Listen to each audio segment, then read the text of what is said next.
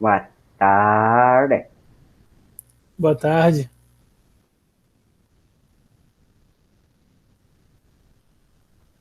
Boa tarde, mais animado, senhor? Não, tá de boa. Esperando a galera aí querer participar da aula.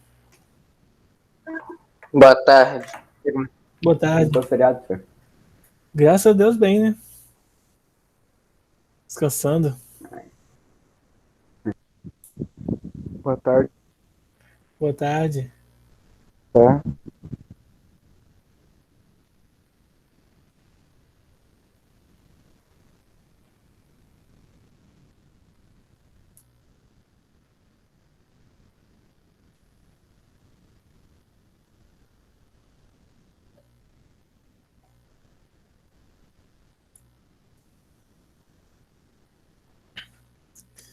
Bom, pessoal, bem-vindos a mais uma aula aí. Hoje nós vamos fazer revisão sobre notação científica, como eu mencionei para vocês lá no grupo, tá? Então eu vou estar tirando alguns prints e a gente vai fazer algumas questões voltadas para a notação científica, tá? Dentro do estudo de notação científica, a gente tem a representação. Então deixa eu começar aqui, tá? Não sei se mais pessoas vão assistir a aula aí. Vamos logo dar início aqui. Então, gente, ó. Seguinte, vamos lá. Notação científica, tá? Dentro do escopo, né, do que a gente vai estudar em notação científica, a gente tem alguns pontos que são mais importantes a gente estar relacionando. Tá? A primeira forma, o primeiro ponto que é interessante da gente estar adotando aqui é o seguinte. Se limpa aqui. Então, a primeira coisa que a gente vai estar vendo é a representação, como que a gente representa na notação científica. Depois a gente vai ver a questão da. Deixa eu ver aqui, qual que é o próximo? Das operações. Operação. Nós vamos ver, além das operações, a gente tem a questão dos algarismos significativos.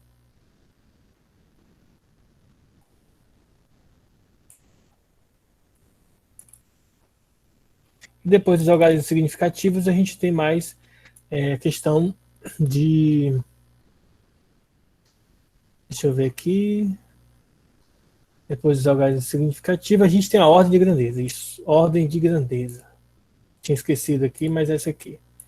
São três pontos, quatro pontos aqui importantes, tá? A representação, porque se você não sabe representar, tu não tem como fazer nada sem saber representar. As operações que são importantes, porque a parte da notação científica compreende não só física, mas matemática e química, então a gente tem um escopo muito grande de coisas que a gente consegue fazer com ela. Os algoritmos significativos é para a gente ter certeza sobre algumas coisas, a margem de erro e como representar alguns valores, a gente vai ver já já. E a ordem de grandeza, porque muitas vezes nós não estamos preocupados com o valor específico, mas sim em que ordem, né, a gente pode estar agrupando os nossos valores a serem analisados. Hoje eu não estou com a câmera, tá, gente, que eu mudei de local aqui, eu troquei o local onde eu faço as aulas, aqui dentro de casa, e aí eu não configurei ela ainda, tá? Deixei para outra hora eu estar configurando. Então, hoje eu vou só dar aula, só conversando e mostrando aqui como vocês estão acostumados aí. Mas vamos lá, então vamos começar pela representação da notação científica, tá? Então, a primeira coisa aqui na representação da notação científica que eu preciso, né, que eu acho que é interessante a gente estar abordando é o seguinte. A notação científica em si, pessoal, a gente tem aqui um valor específico que que multiplica uma base 10, está acompanhado de uma base 10, e essa base 10 tem um expoente aqui. Esse númerozinho M aqui, ele tem uma particularidade, que por sua vez, ele é o número que precisa estar compreendido entre 1 e 10, tá? Ele pode ser 1, mas não pode ser 10, ele pode ser 9,9, mas ele não pode ser 10. E nós temos aqui um expoente, tá? Esse expoente ele precisa ser um número inteiro. Não pode ser um número decimal, nem fracionário, nem irracional. Ele tem que ser exclusivamente um número inteiro. Ele pode ser positivo ou negativo, desde que ele seja inteiro, tá? Então, argumentamos aí, temos a notação científica. Em outras palavras, por exemplo, o 2,5 vezes 10 a menos 3, isso daqui está na notação científica, enquanto que 25 vezes 10 elevado a menos 2 não está, deixa eu ver aqui, na verdade é menos 4 aqui. Eles são o mesmo número, tá, gente? Mas não está, esse de baixo não está em notação científica. Por exemplo, 0,25 elevado a 10 elevado a menos 2, tá? Vezes 10 elevado a menos 2, também, ó, não está em notação científica, tá? Esses dois aqui, eles, apesar de parecerem com a notação científica, eles não estão. Isso não significa que está errado, isso só significa dizer que se, por exemplo, for para você colocar a notação científica, esses dois circulados de vermelhos estão errados, tá? Mas eles são o mesmo número. Os três números que eu estou colocando aqui, eles são o mesmo número, tá? Só que a representação é escrita de maneira diferente. Outra forma que a gente tem de escrever números de maneiras diferentes. Por exemplo, o 2, ele pode ser assim, ou ele pode ser, por exemplo, raiz quadrada de 4. Ou você poderia dizer 8 dividido para 4. Então, isso aqui, ó, esses três valores são todos iguais a 2, tá? Eles três são 2. E aí a gente poderíamos aqui inventar diversas maneiras diferentes de escrever o número 2, tá? Isso, claro, sempre usando operações matemáticas básicas. Vai estar errado? Não, mas tu tem uma questão de marcar. Falar o 2, o 3, o 4, o 5 e o 6. Você vai usar esse aqui ou esse aqui? Não tem lógica, né? Não faz sentido. Apesar de eles corresponderem ao 2, mas não é visualmente o 2, tá? Então, a gente precisa escrever dessa maneira, da mesma forma que a gente precisa usar a notação científica, principalmente porque existem muitas questões que caem no Enem que eles fazem essa pegadinha, tá? Além de termos aqui a notação científica, a gente sabe que a gente já estudou, né? Mas a gente vai ver de novo, a gente vai revisar a parte da simbologia, né? Por exemplo, nós temos aqui o metro, tá? Então, um exemplo, nós temos 2,5 vezes 10 a menos 3 metros, e isso pode ser reescrito, ó, o 10 a menos 3 como o milímetro, né? O mili, ou seja, fica 2,5 milímetros, que é a mesma coisa, ó, uma outra forma de nós escrevermos. Então, a gente usa algumas letras para representar alguns valores. Entendido como a gente faz a notação científica, como a gente representa, né? Relembrando como a gente faz isso, a gente pode escrever dessa maneira. Um ponto que é interessante aqui de destacar é a questão da definição, né? Uma coisa que é bem interessante. Uma das perguntas que poderia surgir é a seguinte: qualquer número eu posso escrever como uma notação científica? Pode, tá, gente? Todo número real pode ser expresso como um produto de um número entre 0 e 10, tá, por uma potência inteira de 10. Ou seja, a gente pode transformar qualquer número em notação científica, seja esse número um número muito grande, ou seja esse número um valor muito pequeno, tá? A gente vai começar a ver agora a questão das operações matemáticas por trás da notação científica. Vamos começar pela mais simples de todas, que é a multiplicação. Para a notação científica, a adição e a subtração é um pouco mais chata, tá? Então, a gente vai começar pela multiplicação, que é mais tranquila de se entender, tá? Então, como vocês podem ver aqui, multiplicar notação científica, números de notação científica, é razoavelmente simples, não quer dizer que não dê trabalho, mas é razoavelmente simples de ser feito, tá? Você vai pegar esses números aqui. Então, só para relembrar uma coisa que eu não falei para vocês, a questão do nome, né? A gente viu antes, mas não nessa aula. O M aqui, esse número que multiplica a base 10 é a mantissa, tá bom?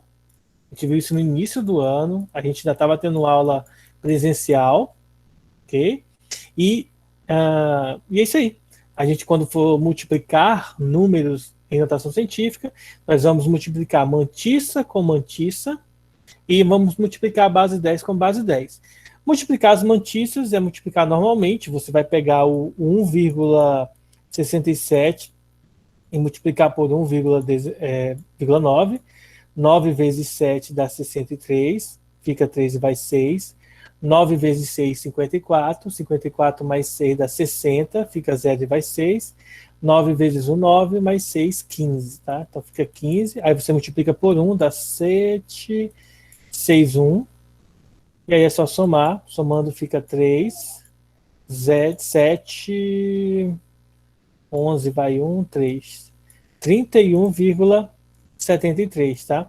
E aqui, 31 não, na verdade vai ser 3, né? Porque eu tenho duas casas decimais aqui e aqui uma, então fica 3,173, arredondando fica 3,2, tá? Você vai multiplicar normalmente, como se estivesse multiplicando sem base 10, tá? Na verdade, você tira da base 10 para multiplicar.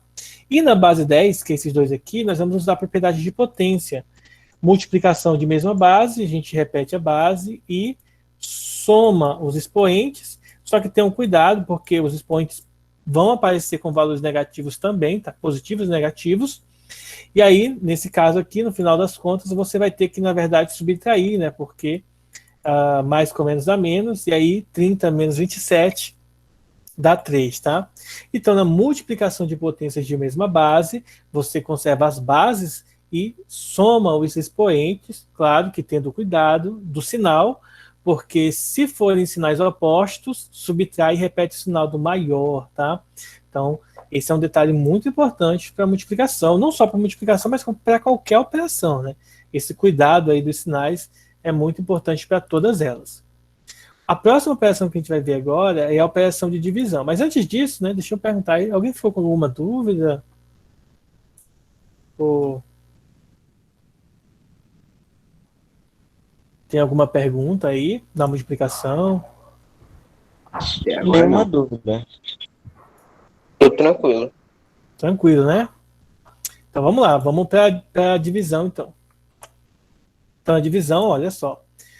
O procedimento da divisão é bem tranquilo também, basta a gente relembrar a questão da divisão de potências de mesma base. Lembrando que a parte da mantissa, pessoal, como vocês podem ver aqui, ó, a gente separa, ó, a gente sempre separa mantissas das bases 10. Isso na multiplicação da divisão. E aí você vai dividir 1,9 por 1,67. Essa divisão, claro, que não é tão simples de se fazer, não é tão legal, é um pouco chatinha de ser feito, né? Você vai dividir números com vírgula. Para tirar a vírgula aqui, basta você fazer 190 dividido por 167, que é equivalente a você multiplicar por 100 em cima e embaixo, para tirar a vírgula, tá? E aí nessa multiplicação, você tem aqui, ó, 190 dividido para 167, que vai dar 1. E aí vai sobrar, deixa eu ver aqui, com 3 vai dar 170, 2, 23, tá? Aí você acrescenta o 0, e aí passa a vírgula, e aí vai dar 2, né? Ou melhor, vai dar 1 de novo, né? 167, e agora vai sobrar 3, 12, 6, vai dar 63, e aí você poderia ficar dividindo aqui, mas vai dar aproximadamente 1,1. Mas aqui o foco maior não é nem essa divisão, porque geralmente essa divisão aqui, geralmente você faz na calculadora, né? Qualquer calculadora, tá? Não importa se é uma calculadora de celular ou se é uma calculadora científica, você consegue fazer essa. Só que essa aqui nem sempre você consegue, tá? Então, nesse caso aqui, você vai repetir a base, tá? E subtrair os expoentes, levando em consideração, tendo cuidado, de que o expoente é negativo, no final das contas, nesse exemplo aqui, você vai ter que somar, porque ele é negativo, tá? E aí vai ficar 30 mais 27, que dá 57. Vejam que a gente não junta as operações básicas de mantissas e as operações básicas de potência, tá? A gente observe que há uma separação. Claro que na prática, nada impede de você fazer essas coisas ao mesmo tempo, sem a necessidade de misturar. Se vocês bem se lembram, quando eu dei aula disso para vocês, eu não separava propriamente essas coisas. A gente fazia os cálculos tudo direto, tá? Por exemplo, você não precisa fazer isso aqui. Você pode pular direto para esse resultado aqui. Divide aqui e pronto. Tá? Isso aqui é só para mostrar para vocês que a gente pode separar para simplificar alguns procedimentos, tá? Alguma dúvida até aí?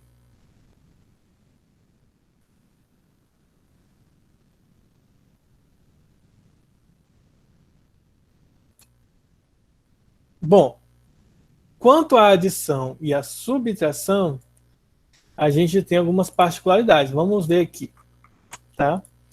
Nesse caso, nesse contexto, gente, olha só o que acontece. Eu vou mostrar as duas respostas dessa mesma questão. A gente está comparando aqui uma do lado da outra. Ó. Vou colocar aqui pertinho aqui, só para vocês compararem aqui. Às vezes uma tem uma resposta mais imediata, a outra é um pouco mais demorado, mas essa diferença aí é praticamente, tipo assim, imperceptível, tá? No caso de uma única linha. Mas vamos lá. Ó, para realizarmos a operação de adição e subtração, a gente tem que trabalhar com potências de base 10 iguais, tá? Não pode ter expoentes diferentes. Então, por exemplo, nós temos esse número aqui, ó, 3,24 mais 2,9, só que um está elevado a 15 e o outro a 14. Então, a gente tem duas escolhas. Ou ambos ficam elevados a 15, ou ambos têm que ficar elevados a 14, ou qualquer outro expoente, tá? Não necessariamente precisa ser os mesmos que aparecem aí. Porém, né, já vale a dica, geralmente nós usamos um desses dois porque é mais simples, né? Aí a gente só converte um dos números. Essa conversão de potência de base 10, ela sugere o seguinte, ó. No primeiro exemplo aqui, os dois são a mesma resposta, são a mesma conta, só muda o expoente que foi escolhido, tá? Então, escolhendo, por exemplo, o expoente 15 como referencial, nós vamos repetir o 3,24, que o 10 já está elevado a 15, mas nessa segunda parte aqui, nós vamos ter que adicionar um dígito aqui no 14 para se tornar 15. Para isso, a gente tem que converter aqui ó, a vírgula para a esquerda. Então, vírgula para a esquerda aumenta-se 1 no expoente. Então, fica 0,29 vezes 10 elevado a 15. Depois que as potências são iguais, você vai somar mantissa com mantissa. Então, 3,24 mais 0,29, o resultado é 3,53 vezes 10 elevado a 15. Já está até em notação científica, então a conta acaba aqui. Acabou a questão. Mas caso você tenha escolhido, por exemplo, 14 como referencial, o que vai acontecer aqui? Você vai converter esse 15, subtraindo um expoente, ao invés de 15 vai se tornar 14, só que aí a vírgula agora vai andar para a direita, tá? Vírgula para a direita, diminui-se 1 no expoente, tá bom? Porque elas são coisas inversamente proporcionais, tá? Então, quando você quer aumentar, você tem que diminuir a mantissa, e quando você quer aumentar a mantissa, você tem que aumentar a mantissa, mas você diminui o expoente, tá? Então, elas são meio que grandezas inversamente proporcionais. Mas não é bem grandeza, porque em si isso não é uma grandeza, tá? É um número só. Só se tiver associado a algum valor, mas é uma relação inversamente proporcional, tá? E aí, um outro detalhe que aqui é interessante é, depois que se torna o expoente 14, você vai somar normalmente 32,4 mais 2,9, somando 35,3. Só que aqui não está em notação científica, tá? Então, o que a gente precisa fazer agora? Além de fazer o cálculo, a gente precisa converter para a notação científica. Então, alguns casos, você pegar o expoente maior, já vai cair em notação científica, em outros casos é quando você pega o menor. Nesse caso aqui é quando você escolheu o expoente maior, então automaticamente ele recaiu numa notação científica, tá? E ficou uma conta um pouco menor. Mas no final das contas, se você sabe fazer a representação da notação científica, tanto faz, tá? O que importa mesmo é você fazer o cálculo e acertar o cálculo. Porque se você sabe representar, no final vocês faz isso daí, tá? Alguma dúvida?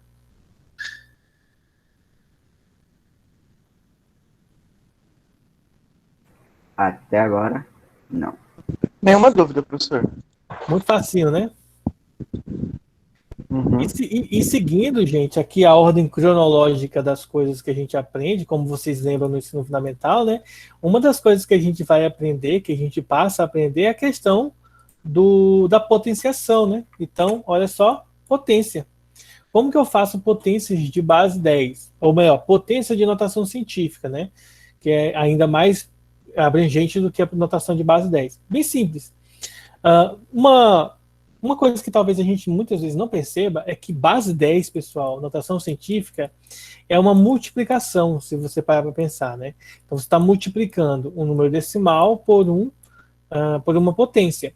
Então, quando você tem a potência disto, né, por exemplo, aqui esse valorzinho ao quadrado, você vai ter que elevar a mantissa ao quadrado e separar aqui da potência de base 10 ao quadrado, tá bom? Isso funciona com a multiplicação. Se fosse uma soma, essa propriedade não valeria. Então, graças a Deus, a potenciação de base 10, né, de mantissas de base 10, ou resumidamente notação científica, permanece com essa característica, com essa propriedade de multiplicação. E aí a multiplicação, ela separa, ó, ambos os termos ficam elevados ao quadrado separados.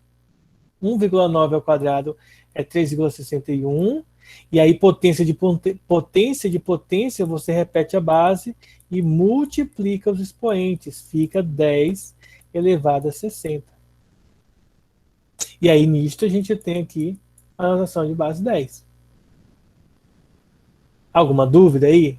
Só você repetir a base e multiplicar os expoentes, tá?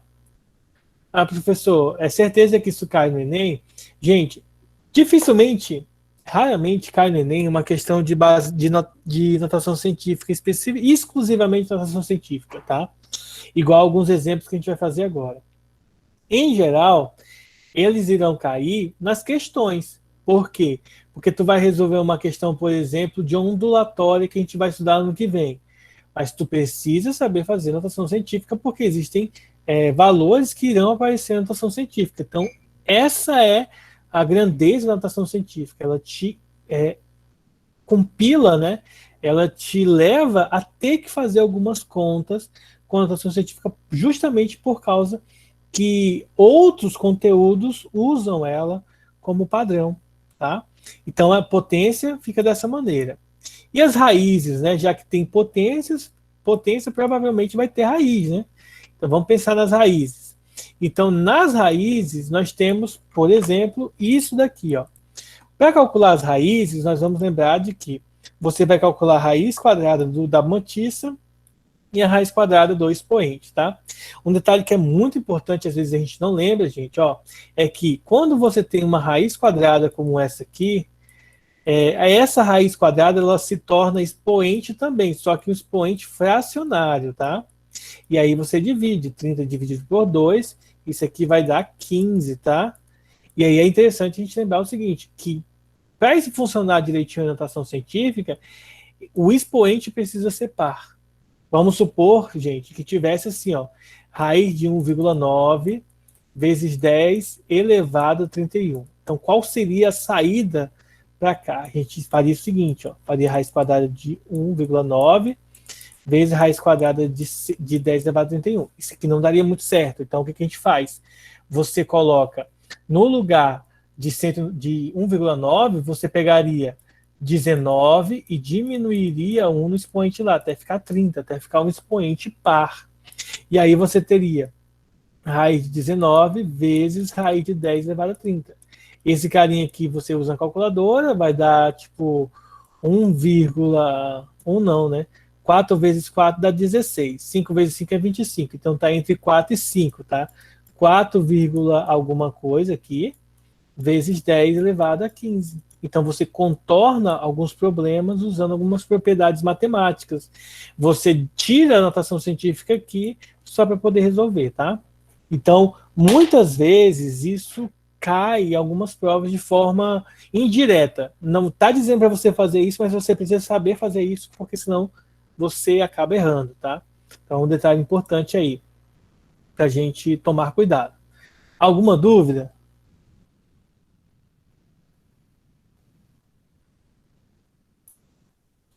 Beleza, então vamos lá. Uma outra coisa que é importante de ressaltar, gente, ó, é a questão dos algarismos significativos, tá? E por que a gente precisa saber os algarismos significativos?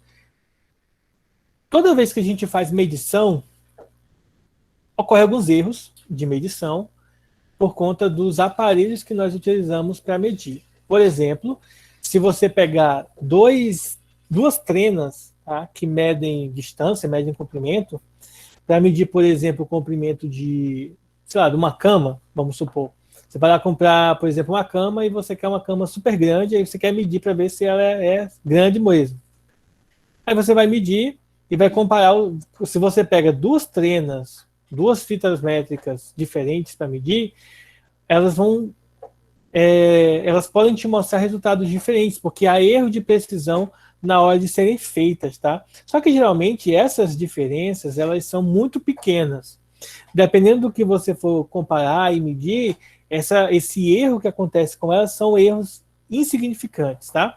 Mas mesmo assim acontecem erros. Então a gente geralmente leva em consideração algumas coisas que nós chamamos de algarismos significativos, ou seja, a maneira correta de expressar uma medida científica depende da precisão do aparelho utilizado. Assim, por exemplo, uma régua, como vocês podem ver aqui embaixo, possibilita, graduada em milímetros, como vocês podem ver aqui, milímetros, possibilita uma medida de comprimento, por exemplo, de 4,2 centímetros, ou 4,3, ou 4,5, por exemplo, tá?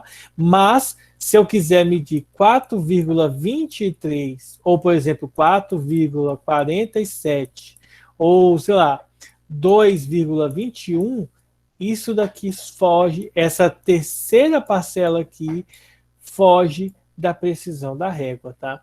Então, você pode, por exemplo, você vai errar se você quiser esse segundo dígito após a vírgula significativo, tá? Então, essa régua aí não vai conseguir fornecer para a gente esse valor. Então, por mais que você tente chegar próximo, você não vai ter certeza, porque ela não tem essa medida de verificação. Então, por exemplo, uma pessoa pode expressar o valor de 4,25, você de 4,23, e aí outra pessoa pode pegar e falar o seguinte, para não cometer erro, eu vou expressar com 4,20. Aí você, não, mas eu quero 4,23. Aí o outro vem e diz, não, usa 4,25. Porque você não tem uma precisão muito específica nessa região aqui, entre um milímetro e outro, tá? Então, isso vai fugir da nossa alçada. Diga. Isso é para regra de arredondar? Oi? É para arredondar isso aí? Não, nós não estamos falando sobre o arredondamento, nós estamos falando sobre a precisão. Vamos pensar o seguinte, tá?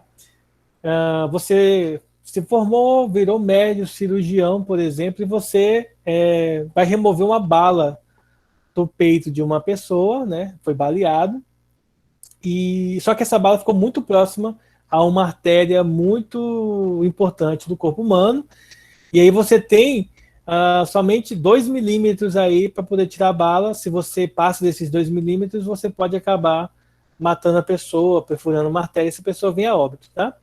Então, se você for utilizar uma régua como essa aqui, que mede centímetros e alguns milímetros, ela não vai ser uma régua muito legal, porque esse dígito que é significativo para você não perfurar a artéria, para você não errar, essa régua não vai conseguir medir para você, entendeu?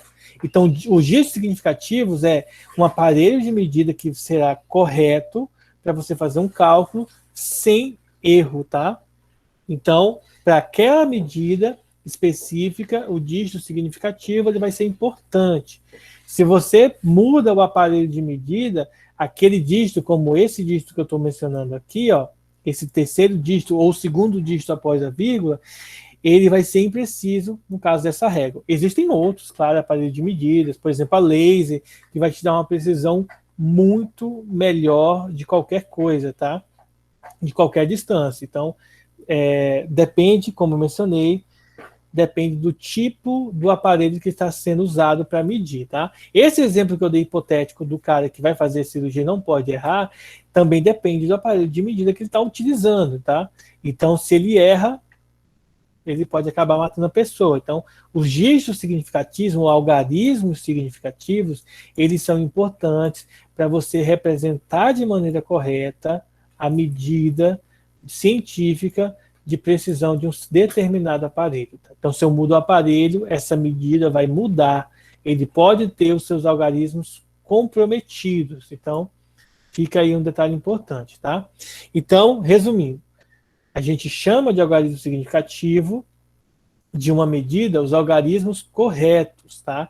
E os algarismos duvidosos, aqueles que são avaliados pela pessoa que vai medir. Por exemplo, o cara tirou lá um raio-x, o médico, da bala, e ele viu que está a distância dessa bala para a artéria é de 4 centímetros, por exemplo.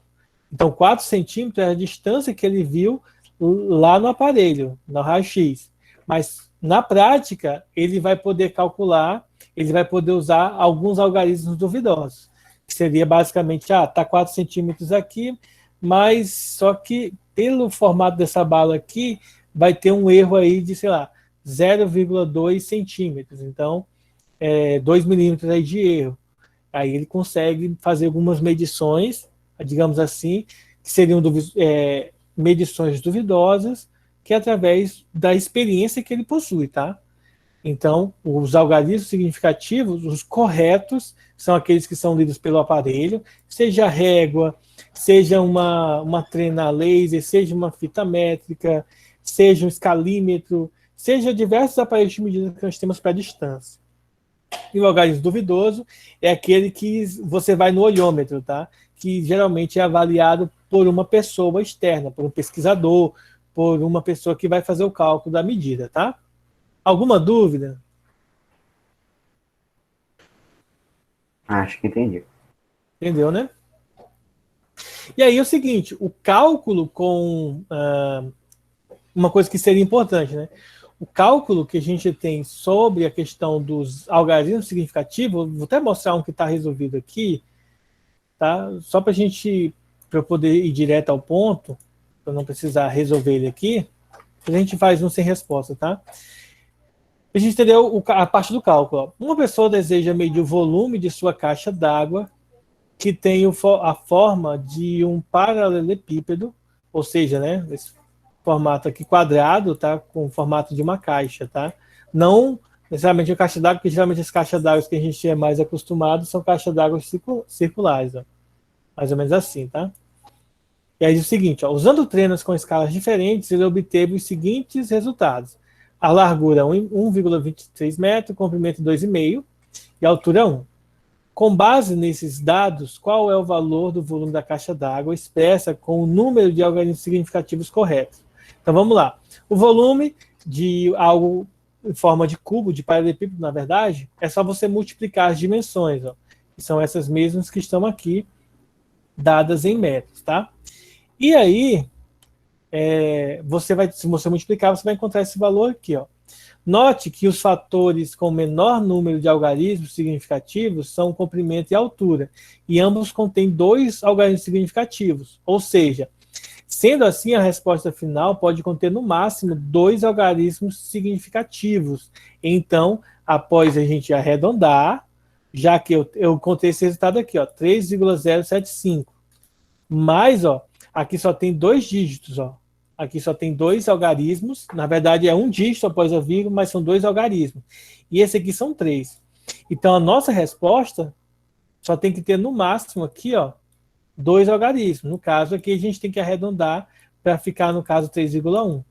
Eu não posso usar os 3,075. Por quê? Porque a minha trena de medida não consegue descrever 4 algarismos como está sendo colocado aqui. Por isso que em questões de matemática não, de física, vocês encontram, por exemplo, assim, ó, a aceleração do corpo foi 2,0 metros por segundo ao quadrado. Porque esse valorzinho aqui, ele indica para a gente que nós precisamos de 2 dígitos, né? Um antes da vírgula e outro depois da vírgula para o cálculo final. Se fosse uma questão de matemática, provavelmente você ia encontrar isso aqui, ó. A aceleração é 2 metros por segundo, porque geralmente lá a gente não trabalha com essa questão de dígito significativo, a gente trabalha com o valor exato e pronto, não tem essa. Mas na física não, a gente tem que ter esse cuidado, que é muito importante, que faz sentido para a questão do valor que é medido, né, que é utilizado para medição. Então vocês entenderam a diferença entre cada um desses? Entre usar o dígito significativo ou não? Na hora que a gente for fazer o próximo exemplo, vocês vão entender ainda melhor, porque ele traz essa relação, tá? Agora vamos para o outro ponto que é muito importante, a gente estudou no início do ano, que é a ordem de grandeza. Tá? E aí no início do ano eu até mostrei para vocês, baixei na internet, uma coisa que é interessante, tá? Olha só. Bom, A ordem de grandeza consiste em uma potência de 10, ou seja, você vai estar trabalhando ainda com notação científica, tá? Mas ela vai trabalhar com aquela que é mais próxima possível do valor original dessa grandeza. Ou seja, você vai ter lá 2,5 vezes 10 ao quadrado, e aí você não se preocupa com a parte da mantícia, você só se preocupa com a potência de base 10. Esse carinha aqui é a ordem de grandeza, tá? Só que tem um detalhe importante nessa ordem de grandeza. Por exemplo, você tem aqui 2,5 vezes 10 ao quadrado, então isso aqui está basicamente 10 ao quadrado, isso aqui é 100, né? Esse valorzinho aqui, no final das contas, esse número aqui é o 250. Agora vamos pegar, por exemplo, você tem o 7,5 vezes 10 ao quadrado. Bom, nesse caso aqui, quando o número é alto, bem próximo de 1 aqui, né, de 10 na verdade, esse valorzinho aqui, nessa ordem de grandeza aqui, tá? A ordem de grandeza será 10 elevado ao cubo. Você tem que aumentar um expoente. E a gente até havia discutido isso na sala de aula, porque no nosso material, eles falam para a gente que o divisor de águas, né? Por exemplo, aqui é 10 ao quadrado e aqui é 10 ao cubo, tá? Vai ser a ordem de grandeza 10 ao quadrado se você tiver até 5 e vai subir quando você tem acima de 5, né? Por exemplo, de 0 a 5 e de 5 a 10 você usa esse aqui, tá bom? Usa o 10 ao cubo. Bom, aí tem esse detalhe que é muito importante. Eu até mostrei para vocês na sala de aula, quando a gente estudou esse conteúdo, que por definição é assim, ó, você tem aqui o divisor, né? O valor vai ser 3,16 vezes 10 elevado a, vou chamar aqui de n, porque o expoente não importa, tá? Todo expoente vai ser utilizado. E a gente vai ter um detalhe seguinte, ó. Se o número for menor que 3,16, tá? Então a ordem é 10 elevado a n. É esse número que vai aparecer aqui, tá? Se for 10 elevado a 2, vai ser 10 ao quadrado. Se for 10 elevado a 5, é 10 à quinta. Se for 10 elevado a 0, menos 3, vai ser 10 elevado a menos 3. Não muda, tá? Então não muda. Agora, se esse número aqui for maior que 3,16, então a ordem de grandeza vai ser 10 elevado a n mais 1. Ou seja, se aqui for 10 ao quadrado, aqui a ordem de grandeza vai ser 10 ao cubo. Se for 10 a sétima, vai ser 10 ao oitavo. Se for 10 elevado a menos 3, então vai dar 10 elevado a menos 2, porque quando você soma 1 a um valor negativo, você, na verdade, diminui, né? Teoricamente, em módulo, você está diminuindo o valor. Então, vale a pena a gente tomar esse cuidado aí, certo? Então, a ordem de grandeza, tá? É muito importante a gente frisar, a gente ter esse cuidado aí em relação aos valores. No nosso material, eles gostam de usar o 5 como ordem, como sendo o valor central aqui, 5 vezes 10 elevado a alguma coisa. Mas, eu até pesquisei, olhei, o que nós utilizamos para o Enem é o 3,16, tá? Como padrão é o 3,16 e não o 5. Alguma dúvida, gente?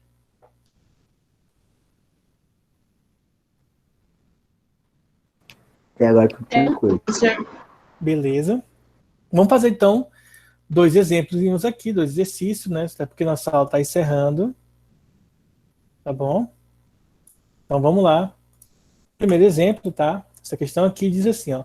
Os produtos químicos que liberam clorofluorcarbono para a atmosfera têm sido considerados pelos ambientalistas como um dos causadores da destruição do ozônio na estratosfera. A cada primavera aparece no hemisfério sul, particularmente na Antártida, uma região de baixa camada de ozônio, né? Que cria aquele buraco, como é sempre citado. No ano de 2000, a área dessa região equivalia a 5% da superfície de nosso planeta. A ordem de grandeza que estima em quilômetros quadrados a área mencionada é dado raio da Terra igual a 6,4 vezes 10 ao cubo quilômetros, tá bom? Então, para essa questão aqui em particular, nós vamos considerar o nosso planeta como sendo uma esfera perfeita, tá? Como sendo aqui uma bola. Vamos imaginar que a Terra é uma bola. Primeira coisa que talvez vocês não lembrem é que a área de uma esfera, tá? A superfície de uma bola, ela é 4 vezes π vezes o valor do raio elevado ao quadrado, tá? Essa aqui é a forma para calcular a área. Só que além disso, a gente sabe que na questão do ozônio, o buraco, na verdade, tá? O buraco do ozônio é 5% dessa área, tá? Da área da Terra. Ou seja, a gente vai fazer 5% de ar. Na verdade, então, isso aqui nós vamos utilizar 5% vezes a área da Terra. 5π vezes o raio ao quadrado. Então, é essa continha aqui que nós vamos estar resolvendo, tá bom? Eu já fiz aqui a pré-introdução da questão, mas vamos lá para a resposta. Ó. Então, vamos lá. Temos, primeira coisa, área é igual a 4π vezes o raio ao quadrado. O 4 vai ser 4 mesmo, o π nós vamos colocar 3,14, já que a gente quer o valor da ordem 10, e o raio vai ser 6,4 vezes 10 ao cubo elevado ao quadrado, tá? Então aqui nós vamos multiplicar esses valores e resolver essa potência, tá bom? Então 4 vezes 6,14, eu vou fazer uso da calculadora para não demorar, tá? Então, eu vou multiplicar aqui, se vocês quiserem conferir aí também na calculadora de vocês. É só fazer 4 vezes 6,14, o resultado dá 12,56, tá? E aí, nós vamos fazer aqui, ó, potência de potência. Na verdade, nós temos a potência distribuída.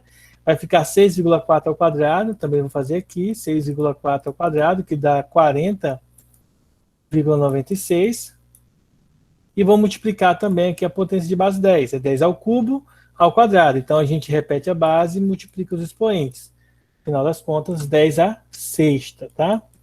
E aí, aqui, nós vamos multiplicar esses dois valores, 40,96 por 12,56. O resultado é 514. Tá? Vou colocar aqui 514,4576, tá? Vezes 10 à sexta. Transformando isto daqui, pessoal, em notação científica, observe que aqui, ó, nós temos 2 dígitos só, né? Então, nós vamos colocar em 2 dígitos. Isso aqui vai ser 5,1 vezes 10 elevado a 8. Porque 8, ó, a vírgula vai dar 2 casas decimais, então a gente vai dar um bônus aqui de 2 unidades. Então, vai ficar 6 mais 2, 8, tá? Então, isso daqui é o valor da área da Terra, tá? Ainda não é a resposta final, porque como vocês podem ver aqui, ó, a gente só precisa de 5%, tá? Então, vamos calcular os 5%. Então, 5% de A vai ser igual a 5 por 100 vezes 5,1 vezes 10 à oitava, tá? Aí a gente multiplica, ó, 5,1 vezes 5. O resultado vai dar 25,5. E aí, ó, esses 2 zeros que tem aqui, né, que a gente pode transformar em 10 ao quadrado, a gente vai ter que fazer a operação com 10 à oitava. Na verdade, esses 2 zeros daqui vai cancelar 2 aqui de cima. Então, vai ficar 10 à sexta, tá?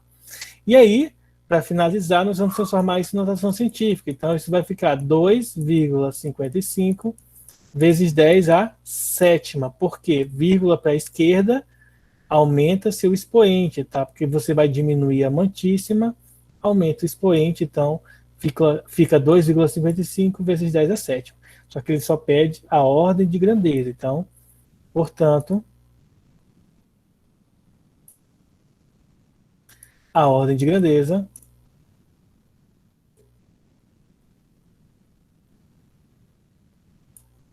é 10 elevado à sétima, letra C, como vocês podem ver aqui, tá bom?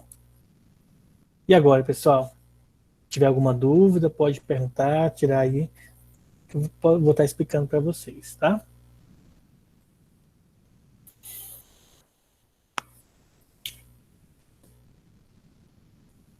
Acho que ontem não, professor. Beleza. Ó, pessoal, faltam 5 minutos para a gente encerrar nossa aula de hoje, então eu vou encerrar a gravação por aqui. Na segunda-feira a gente vai fazer mais exercícios desse conteúdo, tá? E deixa eu fazer aqui, eu vou fazer aqui a chamada, tá? Peço que vocês não saiam ainda, tá bom? Guardem 2 minutinhos aí para eu fazer ela. Vou interromper a gravação.